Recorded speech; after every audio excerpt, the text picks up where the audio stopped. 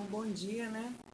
Hoje nós teremos nossa primeira aula de geometria, né? Desse período que nós estamos afastados. E nós vamos falar em posição relativa de duas retas no plano. Nós já falamos isso dentro de sala, quando eu fiz aquele resumo no caderno de vocês, né? Então, é só mesmo para dar uma relembrada para a gente poder iniciar o conteúdo. Como vocês já sabem, vocês receberam esse cronograma, né?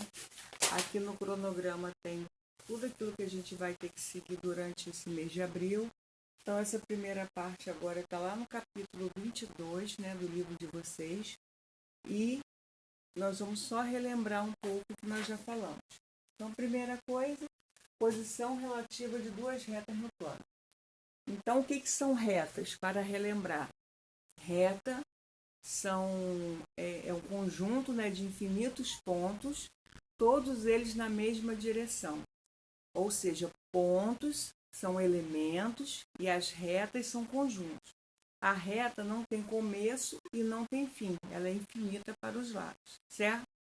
Então, quando duas retas não se encontram, ou seja, não possuem nenhum ponto em comum, elas são chamadas de retas paralelas. A representação das retas paralelas são assim. Como eu já falei para vocês lá atrás, a reta, o nome da reta é dada por uma letra minúscula do nosso alfabeto. Então, aqui eu tenho a reta A e aqui eu tenho a reta B. E elas não se encontram em momento nenhum. Então, eu posso dizer que A é paralela a B. Esse símbolozinho aqui quer dizer que as retas são paralelas. Uma outra posição relativa que elas têm é quando elas são concorrentes. As retas são concorrentes, são aquelas que possuem um único ponto em comum. Então, elas se encontram em um único ponto, formando um ângulo qualquer. Então, possuem ponto em comum. Aqui a reta A e a reta B se encontrando aqui nesse ponto, certo? A gente pode até dar um nome para esse ponto aqui, que seria ponto P, certo? Retas perpendiculares. Retas perpendiculares são retas que possuem um único ponto em comum, ou seja, elas são retas concorrentes, só que elas formam entre si um ângulo de 90 graus. Ou seja, ela tem uma característica diferente. Essa aqui forma um ângulo qualquer e essa aqui forma um ângulo de 90 graus. O ângulo de 90 graus, como vocês sabem, é representado por esse quadradinho com um pontinho dentro.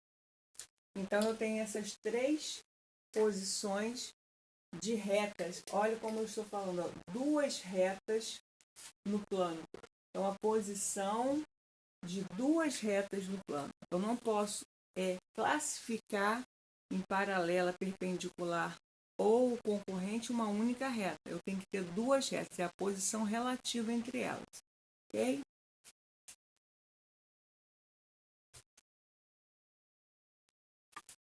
Continuando aí, nós podemos perceber que agora nós vamos relembrar também sobre semirreta. O que é semirreta? Semirreta é um pedaço da reta, certo? Então, como nós já vimos, reta é um conjunto de infinitos pontos, todos na mesma direção.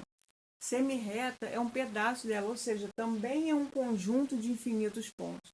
Só que a diferença da semirreta para a reta é que ela tem começo, que a gente chama na matemática de extremidade.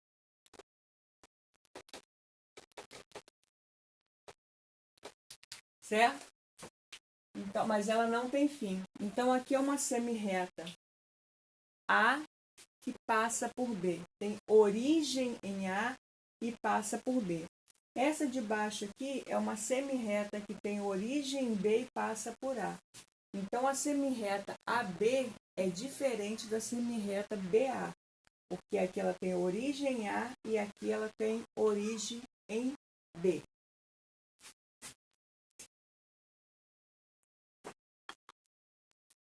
E agora nós falaremos do segmento de reta, né?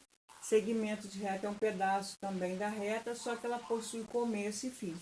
E esse começo e fim, como nós já vimos, eles possuem nome. Então, aqui seriam extremidades.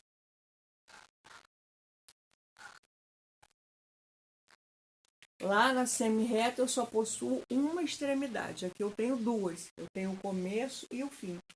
E aqui eu falar AB é igual a BA. Não faz diferença. Aqui é o segmento AB, começa em A e termina em B. Aqui é o segmento BA, que é a mesma coisa. Lá na semi-reta, não sei se vocês perceberam, mas eu usei essa simbologia aqui. Então, quando eu tenho duas letras maiúsculas, nós já vimos também no início que as letras maiúsculas representam pontos. Quando eu tenho duas letras maiúsculas com uma setinha apenas para um lado, ela é representação de uma semi-reta. Quando eu tenho duas letras com apenas um tracinho em cima, ela é representação de um segmento de reta. E quando eu tenho duas letras maiúsculas com uma setinha para cada lado, ela é a representação de uma reta, certo? Então, essa daí é a nossa aula de hoje. Aí vocês têm a página 182 para fazer, né? E me enviar assim que estiver pronto.